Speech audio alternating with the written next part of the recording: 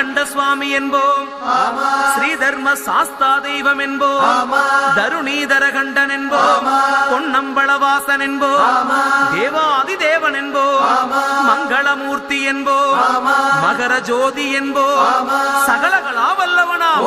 சந்தன பிரியனாம், நெய் அபிஷேக பிரியனாம், சபரிமலையில் வாழ்பவனாம், பக்தர் உயிரில் கலந்தவனாம், பாசமான சுவாமியாம். அப்படிப்பட்ட